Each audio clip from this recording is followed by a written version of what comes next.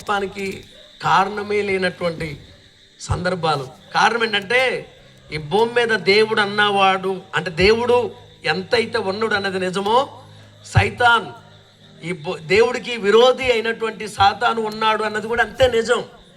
అందుకే మనుషుల్ని వాడు ప్రేరేపించి దేవుడి యొక్క ప్రేమలోనికి మనిషి రాకూడదు అని మనుషులని నానా రకాలైనటువంటి వ్యసనాలకి బానిసలు చేస్తూ మనిషి జీవితాన్ని బయటికి రాకుండా వాడిని అణగదొక్కడమే సాతాను గారు చేసే పని.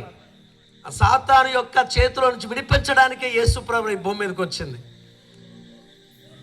ఏ మనిషి యొక్క ఉద్యోగం, ఏ మనిషి యొక్క జ్ఞానం, ఏ మనిషి యొక్క తెలివి, ఏ మనిషి యొక్క విద్య, ఎడ్యుకేషన్, ఏది కూడా, ఏ బ్యాక్గ్రౌండ్, ఏ కులం కూడా ఒక వ్యక్తిని తన చెడ్డ వ్యసనాల నుంచి, తనకున్నటువంటి బంధకాల నుంచి బయటకు తీసుకొని రాలేదు.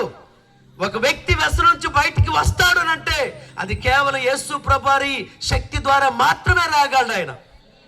తప్ప వేరొక వ్యక్తి ఎంత మంచి మాటలు చెప్పే వ్యక్తి రాడు. ఒక వ్యక్తి